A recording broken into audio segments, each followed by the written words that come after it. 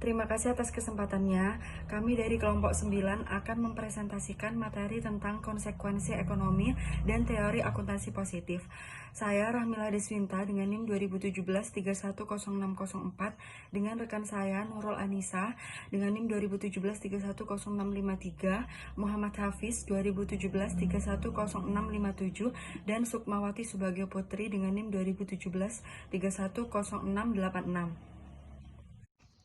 Konsekuensi ekonomi adalah suatu konsep yang menekankan bahwa terlepas dari implikasi teori pasar sekuritas yang efisien, pilihan kebijakan akuntansi dapat mempengaruhi nilai perusahaan.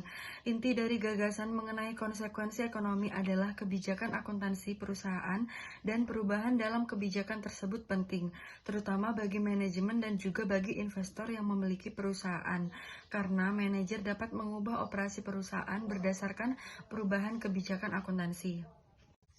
Di sini terdapat dua alasan terhadap konsep konsekuensi ekonomi dari kebijakan akuntansi diperlukan, yaitu yang pertama ada konsep ini menarik, di mana banyak kejadian yang paling menarik dalam praktek akuntansi yang diturunkan dari konsekuensi ekonomi. Kemudian yang kedua ada pernyataan bahwa kebijakan akuntansi tidak penting, tidak sesuai dengan pengalaman akuntansi. Selanjutnya, sumber permintaan kontrak efisien untuk informasi akuntansi keuangan. Yang pertama ada lenders atau pemberian pinjaman.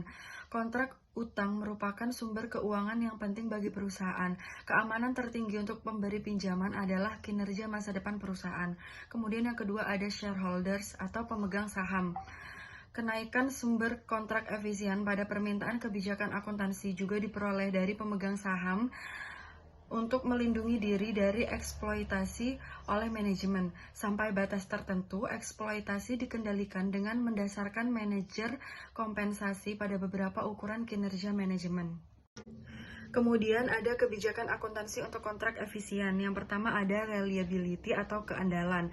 Agar menjadi andal, informasi akuntansi untuk kontrak efisien harus didasarkan pada transaksi pasar yang sebenarnya dan dapat diverifikasi oleh pihak ketiga. Teori kontrak mendukung nilai wajar atau fair value hanya jika nilai tersebut dapat ditentukan secara andal. Kemudian yang kedua ada konservatis atau konservatisme.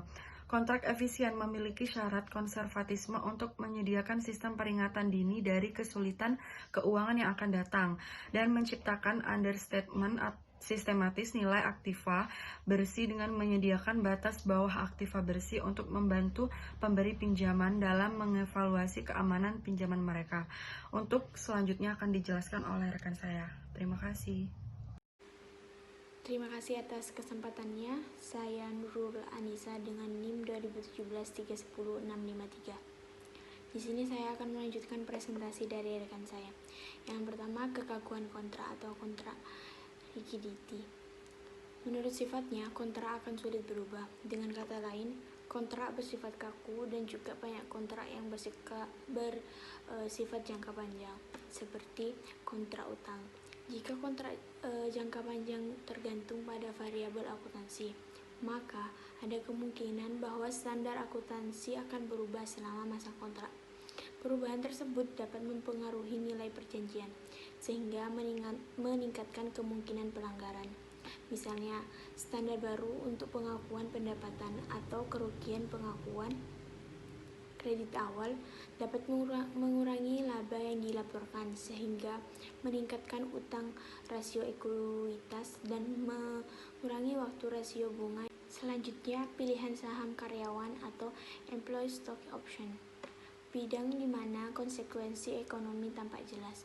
Pertama adalah akuntansi untuk opsi saham yang dikeluarkan bagi manajemen dan dalam beberapa kasus bagi karyawan lainnya yang memberi mereka hak untuk membeli saham perusahaan dalam jangka waktu tertentu jika menyebut opsi-opsi tersebut sebagai pilihan saham karyawan. Perusahaan mengeluarkan ISO dengan nilai tetap untuk mencatat biaya yang sama dengan selisih antara nilai pasar saham pada tanggal pemberian opsi tersebut pada karyawan dan harga pelaksanaan opsi tersebut. Selisihnya disebut nilai intrinsik. Perusahaan yang menetapkan harga pelaksanaannya sama dengan nilai pasar pada tanggal pemberiannya sehingga nilai intrinsiknya 0. Selanjutnya 3 karakteristik opsi. Yang pertama, pengembalian yang diharapkan dari menahan suatu opsi melalui return saham yang diharapkan. Ini karena opsinya tidak boleh kurang dari 0, tetapi harga saham bisa jatuh di bawah harga pelaksanaan opsi.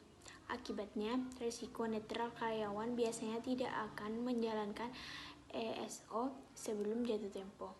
Yang kedua, potensi kenaikan opsi Amerika atau tendensi kenaikan terhadap nilainya meningkat seiring dengan waktu jatuh tempo.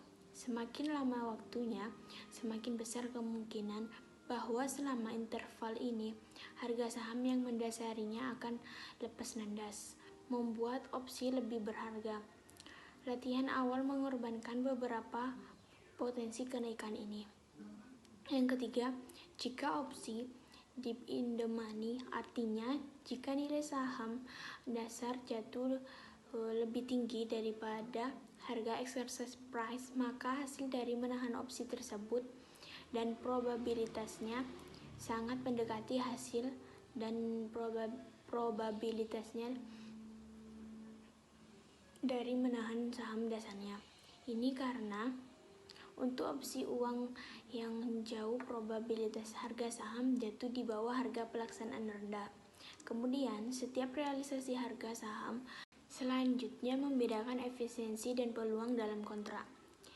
Meehan dan Smith tahun 1990 memberikan studi penting tentang kontrak yang efisien. Mereka memeriksa pilihan kebijakan akuntansi. Apakah akan mengonsolidasi anak perusahaan? Mereka berpendapat bahwa semakin besar saling ketergantungan antara induk dan anak perusahaan, semakin efisien, yaitu semakin rendah biaya kontrak. Untuk menyusun laporan keuangan konsolidasian, dengan demikian, Meehan dan Smith memperkirakan bahwa semakin besar integrasi antara induk dan anak perusahaan, semakin besar kemungkinan induk akan menyusun laporan konsolidasi. Terima kasih, selanjutnya akan dilanjutkan oleh rekan saya. Terima kasih atas kesempatannya. Saya Muhammad Hafiz dengan NIM 2017-310657. Saya di sini akan melanjutkan presentasi dari rekan saya. Selanjutnya yaitu pembahasan kontrak yang efisien untuk hutang dan penawaran. Nah, teori kontrak yang efisien yaitu mempelajari peran informasi akuntansi keuangan dalam memoderasi asimetri informasi antara pihak-pihak yang mengadakan kontrak.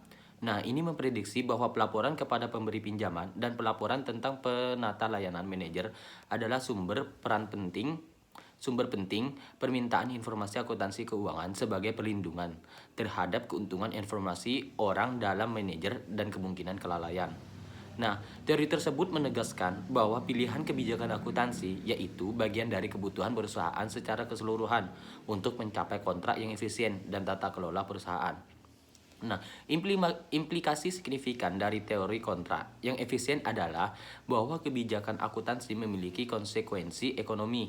Artinya, mereka penting bagi manajer. Sejauh manajer memiliki fleksibilitas untuk memilih kebijakan akuntansi, mereka dapat mengubah kebijakan ini untuk mengimbangi pengaruh standar akuntansi baru pada kontrak hutang dan kompensasi.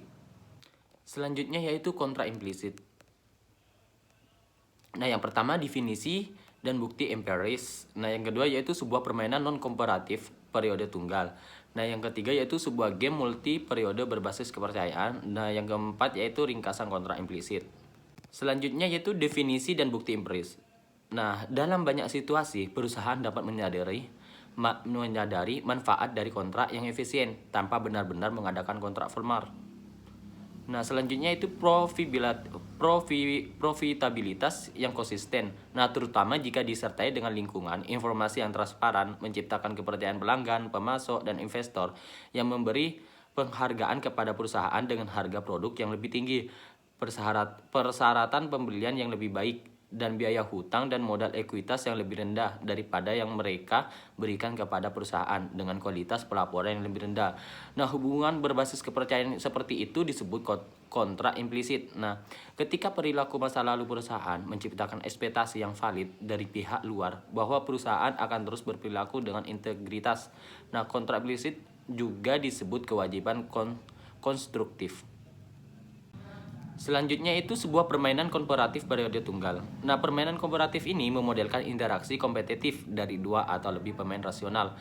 Ketika tidak ada kontrak formal di antara mereka, dalam konteks kita dapat menganggap interaksi antara manajer perusahaan dan investor potensial sebagai pemain non-kooperatif. Nah, inti dari interaksi ini yaitu bahwa investor memperhatikan keuntungan informasi manajer. Nah, manajer dapat memanfaatkan keuntungan ini dengan tidak mengungkapkan semua informasi yang diinginkan investor. Nah, investor melihat ke laporan keuangan perusahaan untuk mengurangi asimetri sumber informasi ini. Selanjutnya akan dilanjutkan oleh rekan saya. Terima kasih atas kesempatannya. Saya Sukmawati sebagai Putri dengan NIM 2017-310686.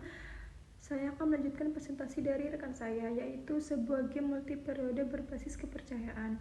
Jika permainan satu periode diulang untuk sebuah jumlah periode yang tidak terbatas, atau yaitu horizon tak terbatas, solusi kooperatif bisa tercapai. Jika permainan diulangi untuk periode yang diketahui dan terbatas, strategi pemicu juga dapat mencapai solusi kooperatif jika hukuman yang cukup dapat diterapkan secara kredibel penyimpangan. Untuk menggambarkan, anggaplah setiap pemain mengancam jika pemain lain menyimpang dari solusi kooperatif. Dia akan mengganti strategi saat permainan berikutnya dimainkan. Dengan demikian, pemain yang menyimpang akan dihukum dengan hanya menerima non-koopera 5 pembayaran equilibrium nas untuk sisa permainan. Ancaman ini dapat dipercaya karena equilibrium nas adalah equilibrium. Agar ini berhasil, bagaimanapun para pemain tidak boleh memiliki tingkat diskon yang terlalu tinggi. Selanjutnya yaitu ringkasan kontrak implisit. Teori permainan non-kooperatif memungkinkan kita untuk memodelkan situasi konflik yang sering terjadi di antara berbagai konstitusi penggunaan laporan keuangan. Bahkan model gamet teoretik yang sangat sederhana menunjukkan bahwa badan penyusun standar akuntansi yang gagal untuk mempertimbangkan kepentingan semua konstitusi yang dipengaruhi oleh pilihan kebijakan akuntansi yang berada dalam bahaya membuat rekomendasi kebijakan yang sulit untuk diterapkan. Slide terakhir yaitu ringkasan kontrak yang efisien. Pembuatan kontrak yang efisien menimbulkan dua pertanyaan penting untuk kerangka konseptual. Yang pertama, haruskah kerangka memberikan pengakuan yang lebih besar pada verifiabilitas, seperti memindahkannya dari karakteristiknya yang meningkatkan laporan keuangan ke komponen dari representasi kesetiaan.